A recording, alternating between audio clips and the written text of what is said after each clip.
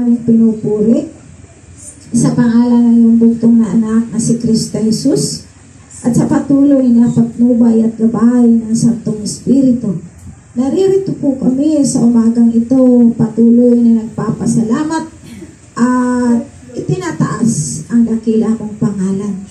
Hayaan mo na sa umagang ito, patuloy mo lamang na idaloy ang iyong kapangyarihan, ang iyong kaluwalhatian at ang iyong presensya upang maranasan po namin at maging buo ang aming buhay habang kami ay nakikinig ng iyong mga salita.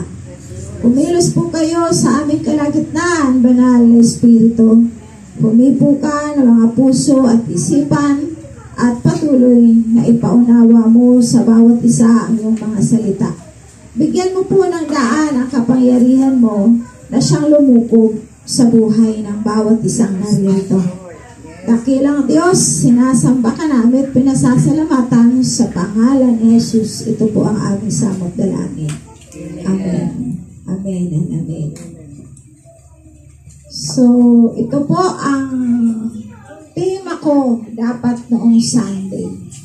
Subalit, hindi nabigyan ng malawak na kapaliwanagan. At nais ko po lamang sa inyong ipaunawa. Mapalad po kayo kasi kayo ang nauunang kumain ng aking inihandang pagkain na hindi natitikman ng karamihan. Amen. Kaya nasa sa inyo po ang biyaya at pagpapala ng Diyos. Amen. Ang ating pong pag-uusapan sa umagang ito ay ang aklat po ng Joshua o si Josue. Ang aklat po ni Josue. Chapter 24, Joshua chapter 24, verse 15.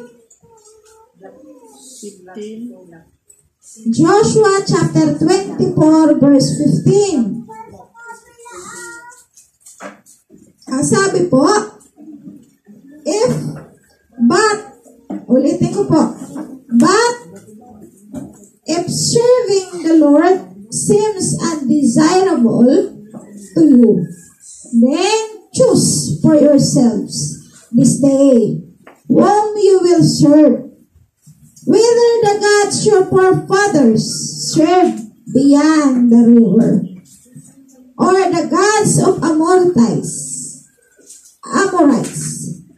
in whose land you are living. But as for me, in my household, we will serve the Lord. Yun po ang sinasabi ni Josue.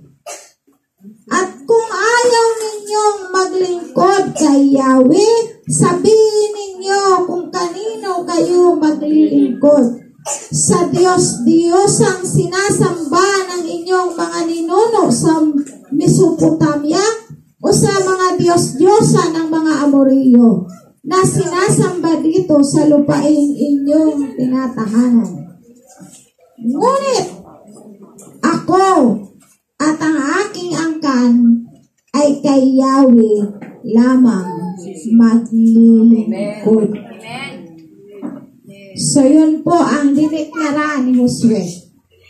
Sa gitna ng kapulungan ng bansang Israel, sa gitna ng karamihan sa bansang Israel, sa mga Israelita, nagdeklara po siya at pinapili po niya ang mga tao sapagkat si Josue po ang siyang pumalit kay Moses bilang pinuno ng mga Israelita. Kaya naman, ang bawat Israelites ay mayroong kanya-kanyang Diyos.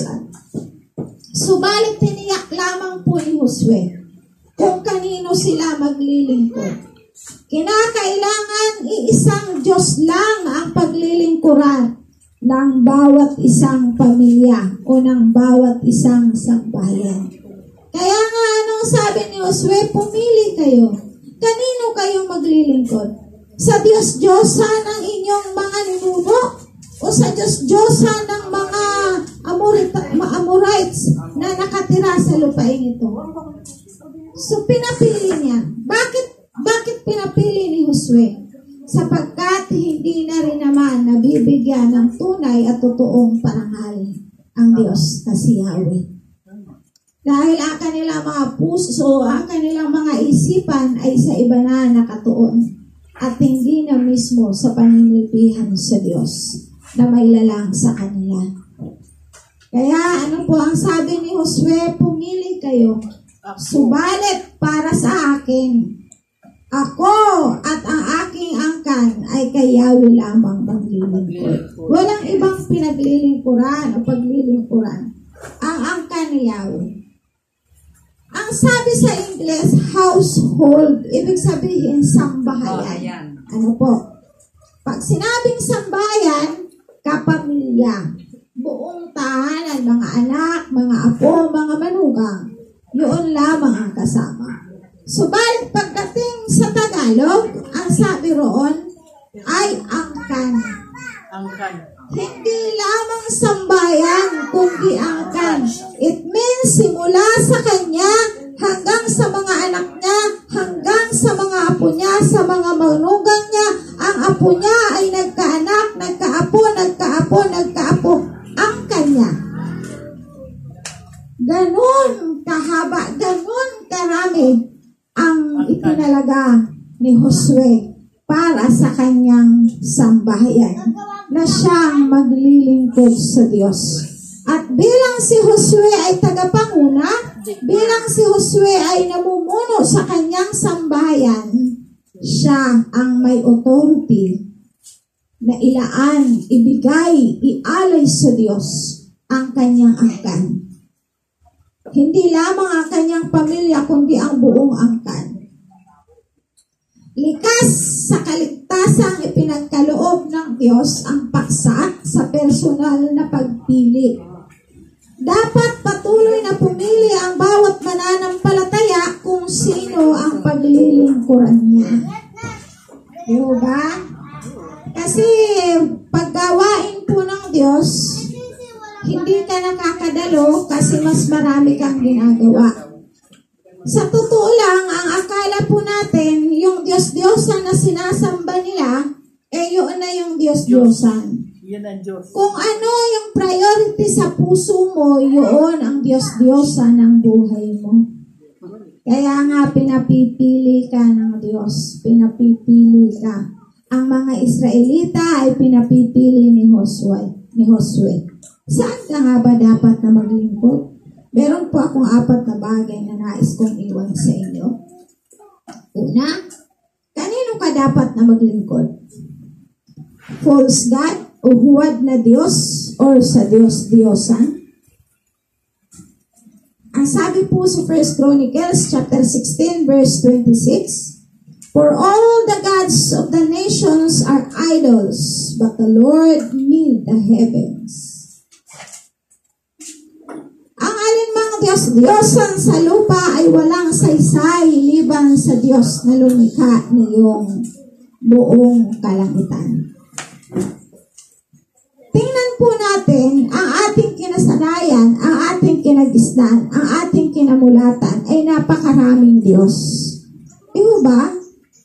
Ang dami-daming mga sinasabi sa isang altar lamang, ilang Diyos po ang nakalagay dyan. Santo. Sino po yung mga dinodiyos nilang yan? Sila ay tao lamang at katulad din po natin na noong mga panahon na sila ay namatay, hindi na po sila muli pang nabuhay. So, dahil lang sa diniklara ng karamihan na siya ay maging santo, inilalagay na siya sa altar at ito'y pinagdadasalan na. Kapag ka ang isang tao ay merong kahilingan o yung tinatawag na wish, haharap lamang doon at pupuna siya ng gano'n sabay hahalik. Meron naman kapag ka sila ay hindi raw magkanak, pupunta sa isang lugar at isasayaw yung santo, yung kanilang Diyos-Diyosan para daw sila ay magkanak. Hindi iniisip ng tao na yung sinasamba niya ay nilikha rin ng Diyos na katulad niya. Tama. Nakukuha po natin. Anong kaisipan meron na bakit naging ganito ang pananaw ng ating mga ninuno noong panahon? Ako'y nagpapasalamat lang sa Diyos sapagkat namulat po ako na ang aking nanay ay sa Biblia po bumabase. Sapagkat ang nanay ng nanay ko, ang lula ko ay protestante. So nasanay po ako sa Biblia. Bagaman, ang Biblia ay nasa isang tabi lang at hindi ko naman binabasa. Ganun po eh. So, ang Diyos ay nais nang magpaunawa sa atin na yung ating mga sinasamba, yung ating mga dinadasalan, yung ating mga niluluhuran ay mga fake na Diyos-Diyosan. Sapagkat siya rin ang may likha nito. Bakit hindi na lang dumirekta ka sa tunay na Diyos na lumikha sa iyo at lumikha doon sa Diyos na sinasamba mo? Ba't kailangan ka pang dumaan? Wala ka namang ibang dapat daanan kundi ang pangalan ng Panginoong Jesus. Dahil sa silong ng langit, tanging pangalan lamang na Jesus ang ibinigay sa sukat na ikaligtas ng karamihan. Kaya kung kani-kanino tayo nagdadasal noong araw, kung kanino-kanino tayo sumasamba, meron ka pang mga panata sa kung kani-kaninong santo na yan. Pero ano ang buhay mo? Anong nangyayari sa takbo ng sambahayan at pamilya mo? Dahil sa ginagawa mo, ang akala natin tayo ay reliyoso na dahil sa bawat santo na dumadaan. Sa bawat dinadaanan mo. Tapos andyan ka pa yung luluhod. Andyan ka pa yung magaganon pa. Ipaliliwanag po natin. Ang akala nila sa ginagawa nilang yon ay banal na po sila. Makadiyos na po sila. Hindi po nila iniisip na yung sinasamba nila ay Diyos-Diyosan na kinamumuhian ng Diyos. Kaya nga ang buhay ng karamihan hungkag. Ang spiritual nila ay walang laman. Walang katatagan. Bakit maraming mga nagpapatiwakal sa gitna ng tindi ng mga problema na dinaranas nila sa kanyang buhay? Sapagkat ang sinasamba po niya ay Diyos ng sanlibutan. Diyos na nilikha lang din naman ng Diyos. Bakit hindi pa sumamba sa tunay na Diyos na lumikha doon sa sinasamba mo at lumikha sa iyo? Diba? May mga fake pong Diyos. Diyos-Diyosan. Ito nais kong ipaunawa pong muli. Tingnan niyo po. Pag dumaraan tayo sa simbahan, nag-aantanda ka. So, ang akala po ng karamihan, reliyoso ka na, banal ka na, talagang palasimba ka eh. Andun na yung Diyos sa puso mo. Ang hindi ho nila alam, na habang sila ay nag-aantanda sa kanilang mukha, sinusumpa ho nila si Jesus. Bakit? Ito po tayo eh. Nang mga panahon, pinaliwanag ko na po ito noon, at muli kong ipapaliwanag. Noong si Jesus ay hinarap na kay Pilato at nililitis na po siya. Sa gitna ng karamihan ng tao na yan, sino yung mga tao na yon na nasa gitna nila? Yan yung mga taong pinagaling ni Jesus. Yan yung mga taong pinakain ni Jesus. Yan yung mga taong nakakasama niya palagi. Pero sino ang nagpahamak sa kanya? Mga tao. Yung mga tao na yun. Dahil sa chismis, dahil sa isyu na ikinalat ng mga namumuno sa loob ng simbahan, nagbigay ng babala sa lahat ng tao na si Jesus ang pipiliin ninyo, ay si Barabas ang kanilang pipiliin. Bakit si Barabas? Sapagkat sa ganoong kapistahan ay merong isang bilanggo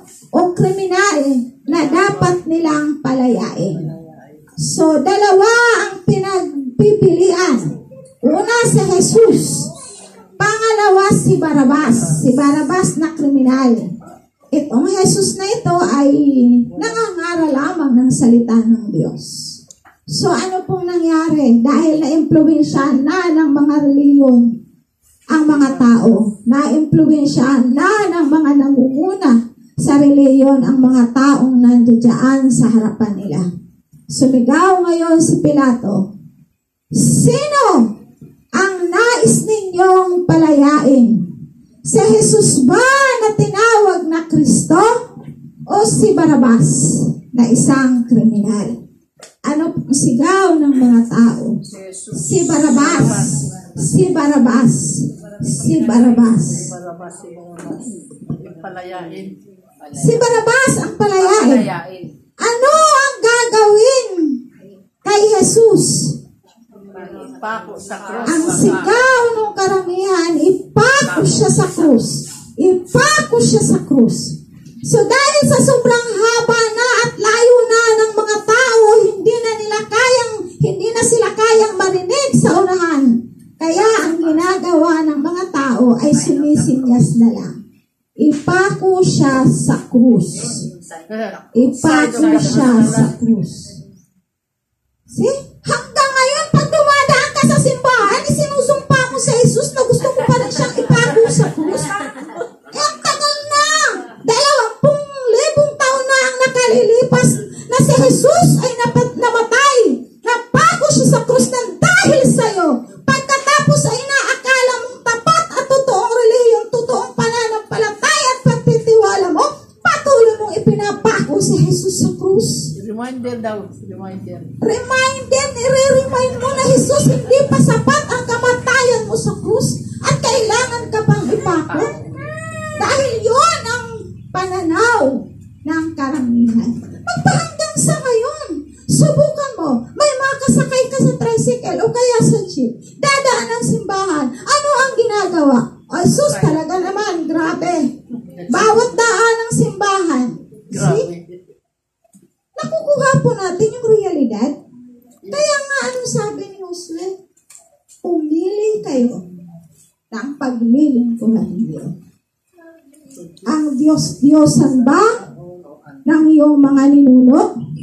Ang Diyos-Diyosan ba sa lupaing ito na inyong tinitirahan?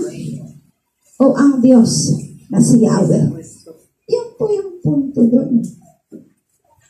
Ngayon, namulat ang tao sa mga Diyos-Diyosan na napakarami. Pero bakit puro kabiguan pa rin ang nangyayari sa kanyang buhay? Sa dami ng Diyos na dinadasalan mo, hanggang ngayon walang kakuntentuhan ang buhay mo, walang kaayusan ang sambahayan mo, walang kaayusan ang pamilya mo, lagi kang nabibigo, mayaman ka man, pero ang puso mo ay tigang naman sa harapan ng Diyos. Walang kapayapaan, wala kang katahimikan, walang katiwasayan ang puso mo. Gusto mong ang bilhin, pati pagtulog mo sa higaan mong napakalambot, napakasarap higaan, hindi ka makatulog dahil sa mga problema mo sa buhay. O, di ho ba? Ganon din naman ang mga mahihirap, ang simpleng buhay na katulad natin. Bakit nananatili tayo sa kahirapan? Dahil sa ating mga kamangmangan. Dahil ang sinasamba natin ay huwad na Diyos at hindi ang totoong Diyos. Ngayon sa atin. Mga magulang ko kapatid, panahon na. Panahon na upang mamulat tayo sa katotohanan na merong tunay na Diyos. Pangalawa, ang sabing ganon, choose good. Piliin ang mabuti. Piliin ang mabuti. Di ba? Ang una po ay huwad na Diyos. Huwag na Diyos. Huwad.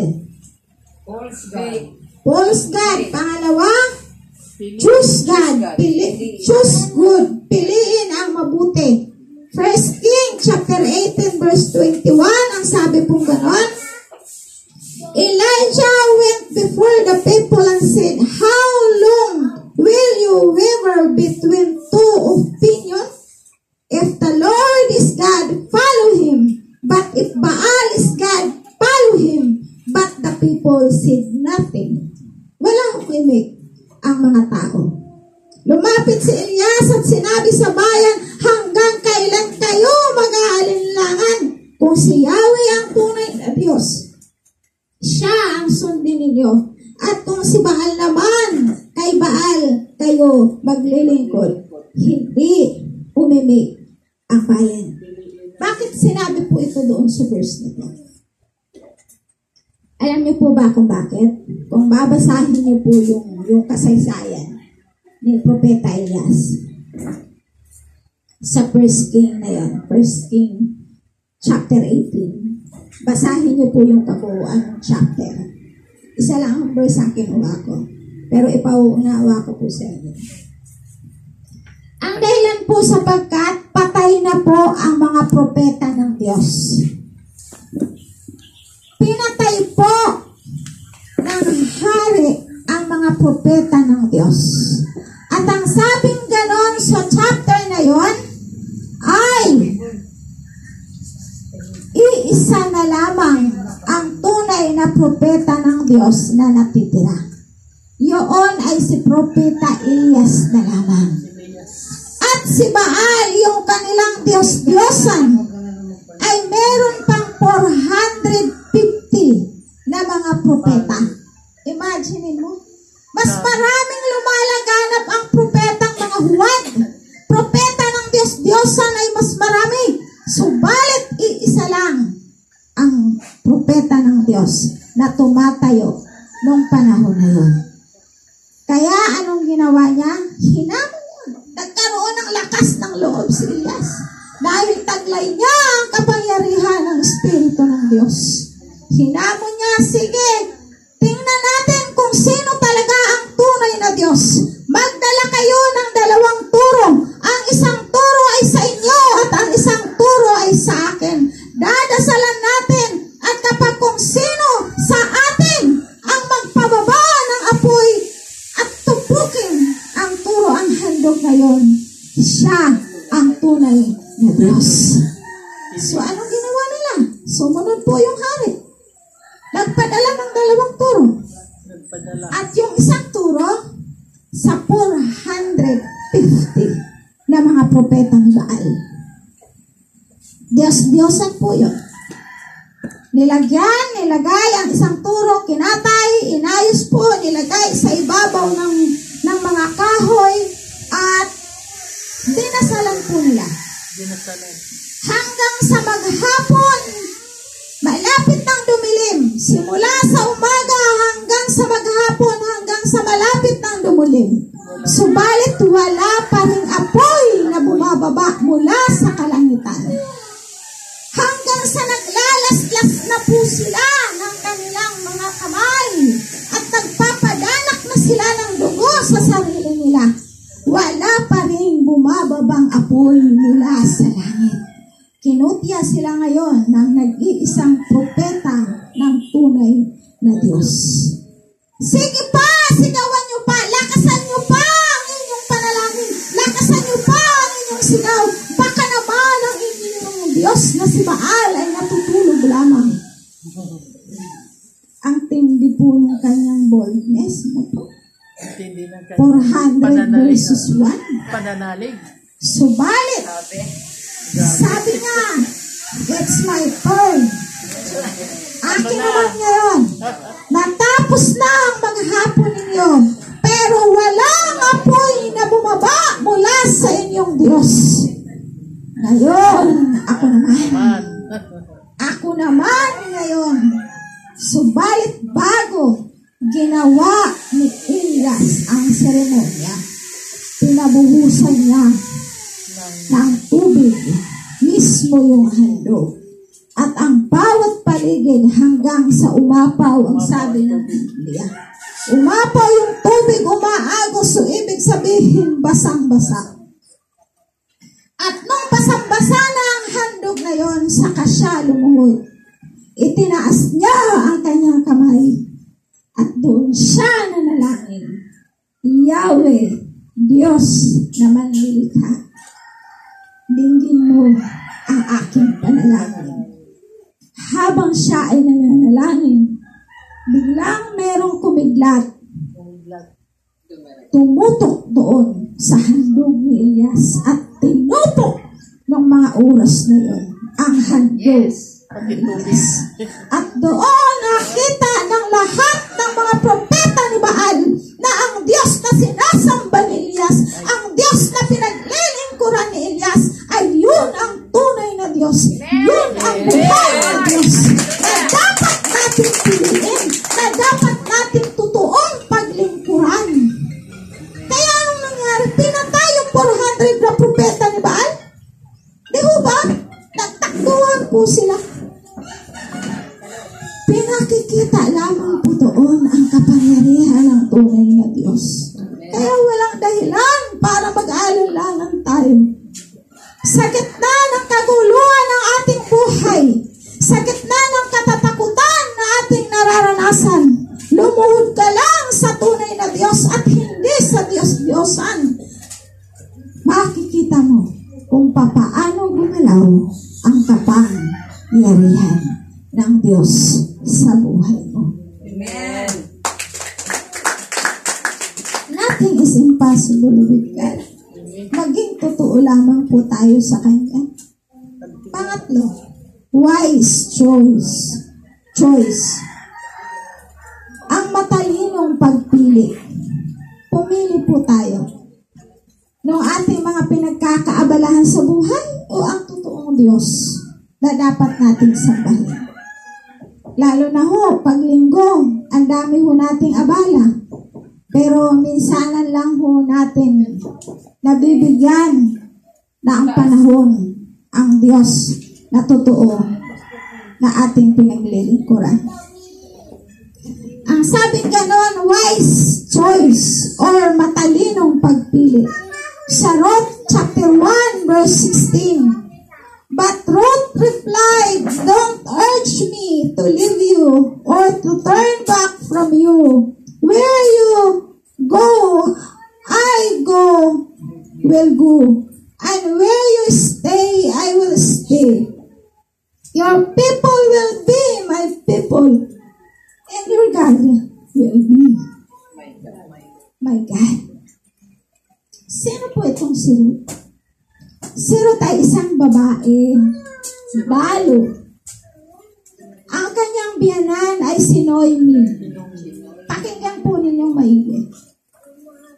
Si Noemi po ang biyanan ni Ruth. Si Noemi ay isang Israelita na taga-Huda, bansang Israel po siya. Ang kanyang mga anak na dalawa ay nakapag-asawa at namuhay po sila sa ibang bayan na mayroong Diyos-Diyosan na sinasamba.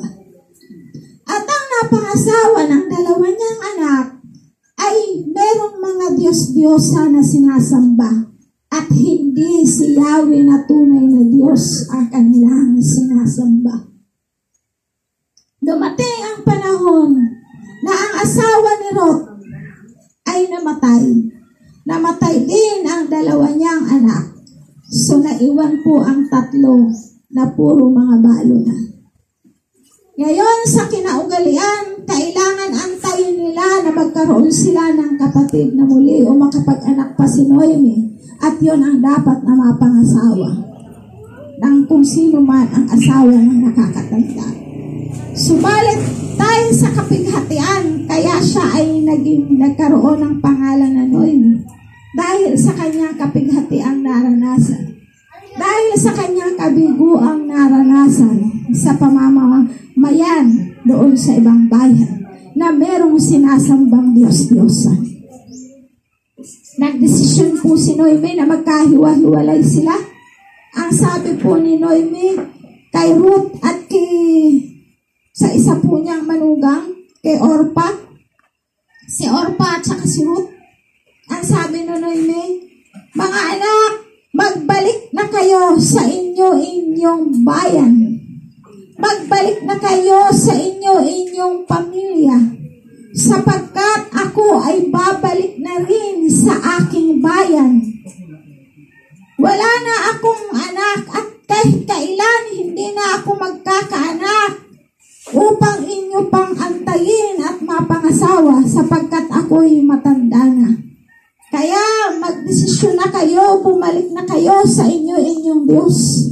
Bumalik na kayo sa inyong pamilya at sa inyong bayan. Lisanin niyo na ako. Ang sabi po ni Noemi, yun ang desisyon ni Noemi. So nagkaiyakan ang mga magbiyanan. At si Orpa po ay sumunod sa sinabi ng kanyang biyanan na iwan siya. Humalik, hinalikan ni Noemi ang kanyang mga manugang at umalis na po siya. Subalit si Ruth ay hindi po iniwan si Noemi. Yun po yung katuwiran ni Ruth. Ang sabi niya, huwag na ninyong hilingin, iwan ko kayo. Hayaan na ninyong ako'y sumama sa inyo. Saan man kayo pumaroon, doon ako paparoon. Kung saan kayo tumira, doon din ako titira. Ang inyong bayan ang magiging aking bayan. Ang inyong Diyos ang aking magiging Diyos. Di ba matalinong pagpili ang ginawa ni Noemi? Ni Ruth? Si Ruth. Matalinong pagpili ang ginawa ni Ruth. Hindi niya iniwan ang kanyang biyanan. Nakakatuwa. Samantala sa panahon natin ngayon, nagbabangayan ang mga magbiyanan. Nag-aaway ang mag-asawa sa mag-asawa dahil sa biyanan. Pero si Noemi at si Ruth ay nagmahalan sa isa't isa. Kaya sa part ng istorya ng magbiyanan, isang mabuting halimbawa si Ruth at si Noemi. So anong nangyari? Nagdeklara, pumili si Ruth na pinili niya si Noemi na samahan niya ang kanyang biyanan. Kahit saan pumunta. Ang sabi niya, kung sino ang iyong magiging Diyos ay Diyos ko rin, at ang iyong magiging bayan ang siyang bayan ko rin. So nagsama po sila. Kaya kung titingnan po ninyo ang istorya ni Noemi, si Noemi ay umaman po. Yumaman po si Noemi, pinagpala po si Ruth, pinagpala po si Ruth ni Yahweh. Bakit? Sa hirap na dinanas po niya, alagaan lamang ang kanyang biyanan. Si Ruth ang nagpakain sa kanyang biyanan.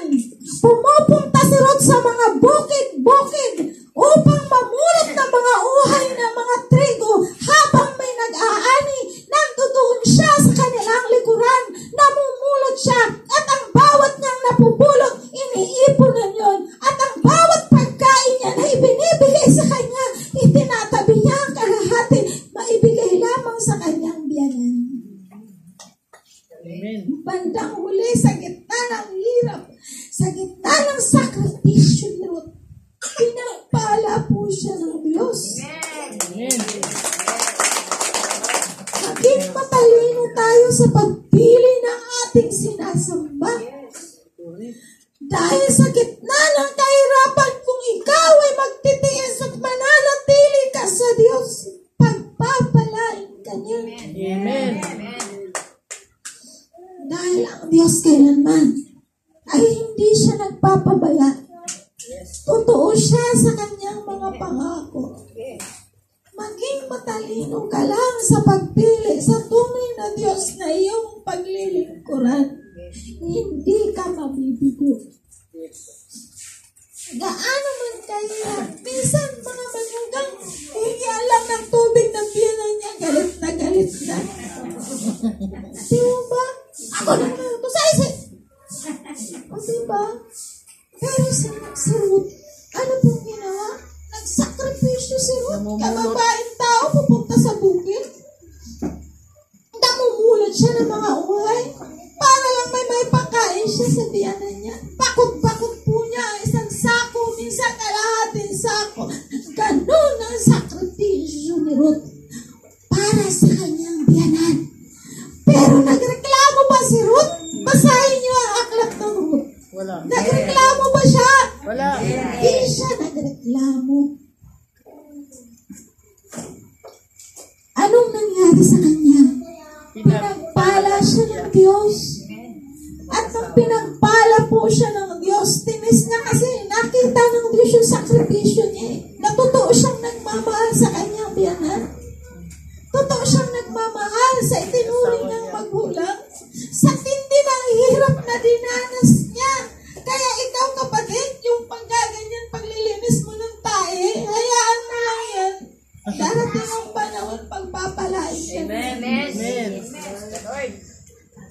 Totoo po yun.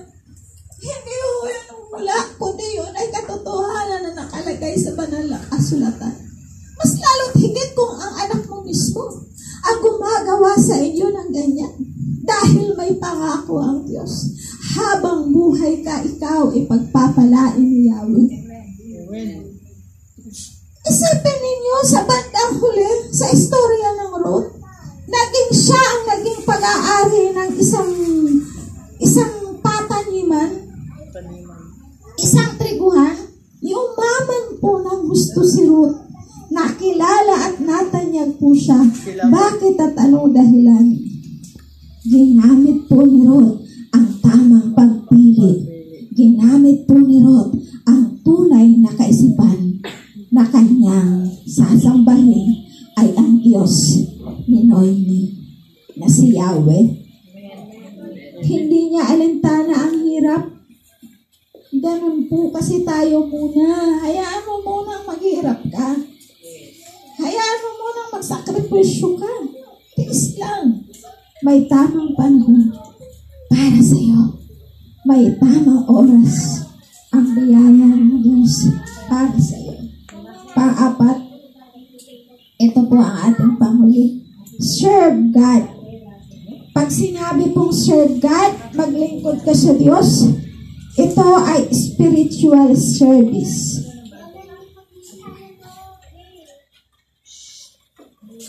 Ito po ay paninilbihang spiritual sa ating Diyos na buhay. Ang sabi sa Exodus chapter 23 verse 25, worship the Lord your God and His blessing will be on your food and water. I will take away sickness from among you. Ako si Yahweh ang siya lamang ninyong paglilingkuran. Kung magkagayon, asaganain ko kayo sa pagkain at inumin at ilalayo sa anumang karamdaman. Nakuha niyo? Ako lamang si Yahweh ang inyong paglilingkuran. Kung magkagayon, kapag nakita ng Diyos na siya lamang ang Diyos na ating pinaglilingkuran, ano po ang pangako niya? Pasasaganain ka sa pagkain at sa inumin. Nakukuha po natin. Ngayon, huwag kayong ma-discourage po sa inyong nararanasan, sa inyong kalalagayan, sa kahirapan na inyong nararanasan. Ang susi po ng inyong nararanasan, ang kahirapan ay pagiging totoo sa harapan ng Diyos. At ang Diyos ang magpapala sa inyo. Huwag natin antayin, huwag natin silipin na bakit matagal ka nang sumasamba rito pero hindi ka pa rin pinagpapala ng Diyos. Ang silipin mo ang puso mo na baka naman sa pagsamba mo rito ay hindi ka totoong naniniluhod sa Diyos. Kaya hanggang ngayon hindi mo pa rin makamtan ang tunay na biyaya na nagmumula sa kanyang kaharian. Kaya, ang sabi gano'n, siya lamang ang Diyos. At panghuli, 1 Chronicle, chapter 28, verse 9, at ikaw naman, Solomon, kilalanin mo ang iyong Diyos ng iyong Ama at paglingkuran siya ng buong puso, sapagkat batid niya ang laman ng ating puso at isip. Kung hahanapin mo siya, pakikita siya sa iyo, ngunit kung tatalikdan mo, siya itatakwil ka niya magpakailanman. So nakita po natin. Habilin po. Itatakwil tayo ng Diyos. Ang sabing ganun.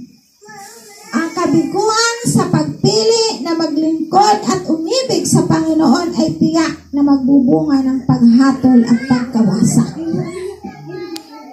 Naway maging katulad tayo ni Josue na nanindigan. Anong paninindigan ni Josue? Ako at ang aking sambahayan ay kay Yahweh maglilingkod.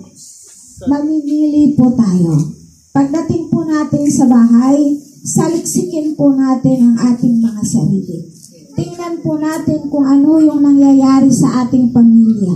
Tingnan natin kung anong nangyayari sa ating sambahayan, sa ating sariling buhay. Tingnan po natin kung ano ang nangyayari at saka ka magdesisyon na ialay ang buhay mo sa Diyos. At tinitiyak ko po sa inyo, hindi ho kayo mabibigo. Tingnan po natin kung papaano gagalaw ang Diyos. Hamunin niyo ang Diyos. Hamunin po ninyo siya sa pamamagitan ng pagiging totoo ninyo sa Kanya. Kasi kung hahamunin niyo lang siya, subalit hindi kayo totoong nananambahan sa Kanya, baliwala, useless, maisusumpa lang po kayo ng langit. Totoo po yun. Hamunin ninyo siya sa pamamagitan ng totoo ninyong paglilingkod sa Kanya, sa totoo ninyong pananambahan sa Kanya. Lahat po tayo ay lumako. Aming Ama, salamat sa kapangyarihan mo. Salamat po Diyos sa iyong presensya na ipinadarama mo sa buhay ng bawat isa. Dalangin ko po sa iyo na ang mga salita mo ay patuloy mo pong sinuhan sa puso at isipan ng lahat. At makita po ito sa aming mga buhay. Sinasamba ka namin, patuloy mo pong ituro sa amin ang tamang pagpili ng aming sasambihin. Ang tamang pagpili ng aming paglilingkuran na wala pong iba ang aming pipiliin ay ikaw na Diyos na makapangyarihan sa lahat, maging ang aming sambahayan. Sinasamba ka namin at pinasasalamatan sa pangalan ni Jesus. Ito po ang aming samot dalangin. Amen. Amen.